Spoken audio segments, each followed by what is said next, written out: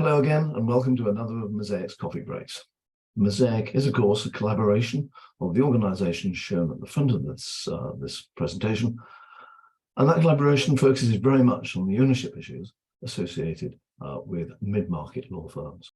And when we say ownership, we mean everything associated with ownership, mergers and acquisitions, partnership structures, succession planning, partner exits, and everything associated with all of those issues.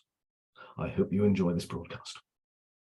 Hello and welcome everybody to the episode that I know many of you look forward to most each year, when the four of us make complete prats of ourselves by giving you our predictions for the year ahead, safe in the certain knowledge that they'll be 90% wrong, but at least we can have some fun along the way.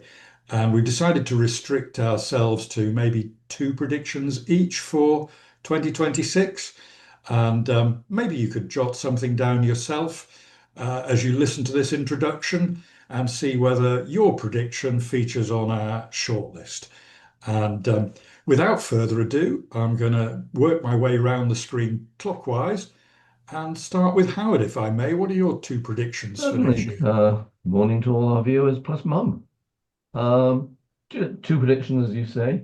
I think the first one is a continuing one.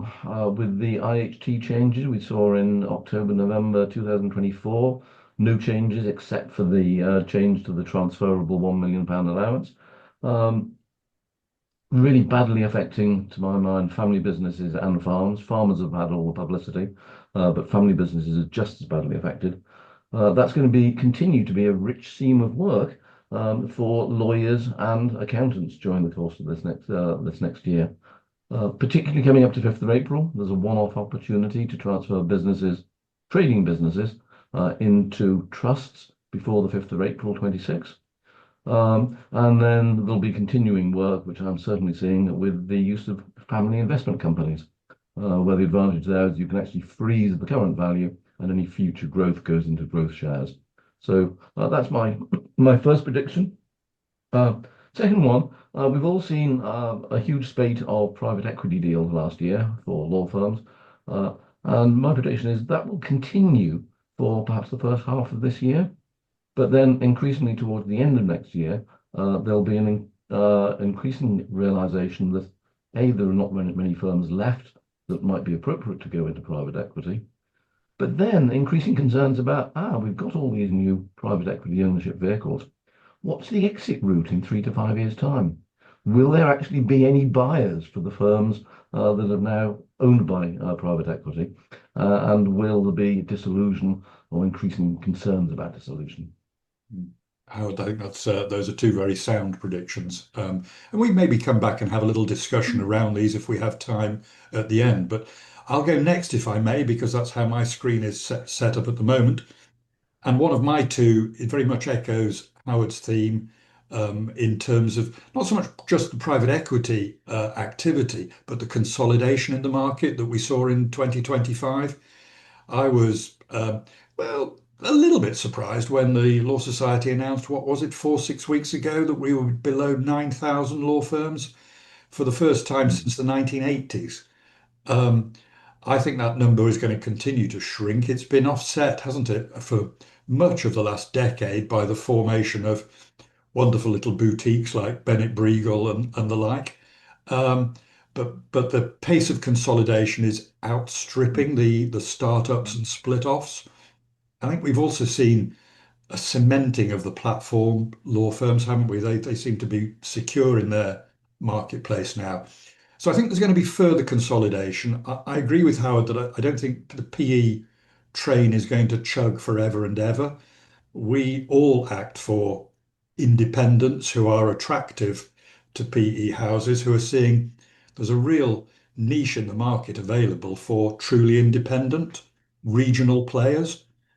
So I think that those various segments of the market are all going to be quite interesting, but I do see further consolidation. And obviously, my other point is going to be a pricing point. I seem to remember this time last year saying that 2025 would be pivotal in the pricing of legal services. And as with all my other predictions, I was proved gloriously wrong. However, I've seen the signs of the pivot. Back in May this year, I was with a London law firm, and usually in the early stages of my pricing training, I ask for a show of hands around the room who's using AI and legal tech on a day-to-day basis. For the first time ever, every person in the room, 15 or 16 of them, put their hands up. Now, the follow-up question is an obvious one from a pricing perspective, which is, does that mean you are recording fewer billable hours this year than last? 15 hands went up. And that tells you straight away, doesn't it? There has to be a new approach to pricing legal services as the squeeze on billable hours has begun. We've now got to start looking at pricing for outputs, not inputs. So I think all I will do is say last year's prediction rolled forward. 2026 will be a pivotal year for the pricing of legal services. And without further ado, I'll hand on to young Tom. Ah, young Tom. Okay, well, so let me build on two predictions. So I'm going to shamelessly build on a prediction I made last year, which illustrates how poor it was, that Been it done, needs been done. it needs a revision 12 months down the line. But what I will do is if I move the goalpost ever so slightly and claim a win, because this time last year I was saying, oh, the SOA is going out to consultation, client money, oh my goodness, what might happen? And viewers will be aware that that was somewhat kicked into the long grass. However, pretty much as we record, they have opened the second iteration of said consultation. It closes at the back end of February. So if you are watching this as part of your new year, you have time, please reply to it. So I'm going to pick up my prediction from last year and say, oh, post Axiom, the SOA has to do something. And I'm going to say that we are exactly 12 months on and we are in exactly the same place, which is A, they have to do something, and B, there is an open consultation on what they might do. Please respond to it. There you go. Rolling my predictions on briefly. And secondly, let me just build on both Howard and Nigel's predictions about sort of PE and consolidation. And we've been banging on about it for years, haven't we? That 10,000 number can't be right. And it's finally now 9,000 and heading downwards. But does that mean that 26 becomes the year of some of those boutiques, some of those independents? I've got several clients that are sort of in that kind of 2 or 3 million turnover, but their profitability is brilliant because they're fighting against all the big boys. They're genuinely independent. They're genuinely everybody's referral when there's a conflict. And so just because your turnover is, quotes, only a couple of million, it doesn't follow that your margins can't also be excellent. And the fact that it's, 3 or 4 of you sat in your attic is kind of isn't the point. You can make a fantastic turn if you are one of those boutiques. So I just wonder if because of what's happened in PE, those sort of firms are the ones that really have a really good 2026. Interesting, Tom. Yes. Thought-provoking. And finally, then to Mark, who hopefully has got two different predictions. Yeah, you might have noticed I've been sat here crossing off all the notes I've made as the rest of you have gone down, and I wouldn't disagree with anything you've said. I think consolidation will continue. Platforms, I think, are actually the reason why the number's gone down because people aren't necessarily setting up the boutiques. But speaking could we describe ourselves as a boutique at Bennett Briegel? I quite like being a boutique. As boutiques, yes, they're absolutely the way to go. One of the things I'd written down was employment. I think it was announced today when we're recording this, employment's up to 5 point something, so unemployment's up to 5 point something percent. You've got the new Employment Rights Act going through. Employers are uncomfortable about employing people at the moment. I think the economy, which we've not talked about, is not looking great. I can't see 26 being a good year for the economy. Therefore, law firms are not going to want to be employing people with all the risks that goes with that. That then leads us very nicely into the whole AI thing, which I was going to talk about, and we're using that more and more.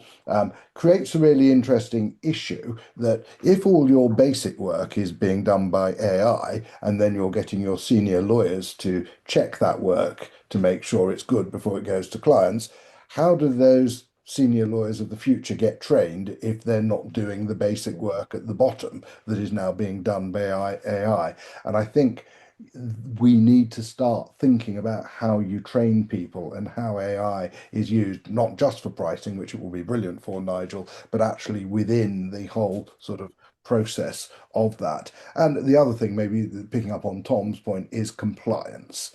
Our friends at the SRA are, always looking for ways to make the lives of law firms more fun. Paul and I went to the Culp and Coffer conference again in October, which was a joyful experience. Lovely to see quite a lot of our viewers there, but there is more compliance coming down the line, and with AML moving from the SRA to the FCA, we're not entirely sure what that's going to mean, but I sort of suspect it won't necessarily be good.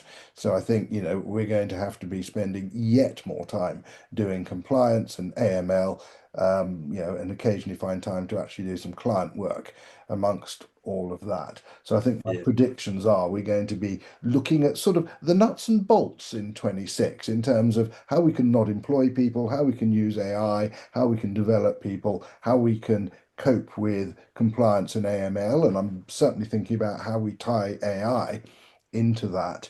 I think the economy is going to be challenging, but within that, there's going to be more consolidation because, I think I've been banging on since about 2008 now on the succession planning. And, I've recently sold a law firm with two partners in their 70s, and there's still many out there. They're not PE ready.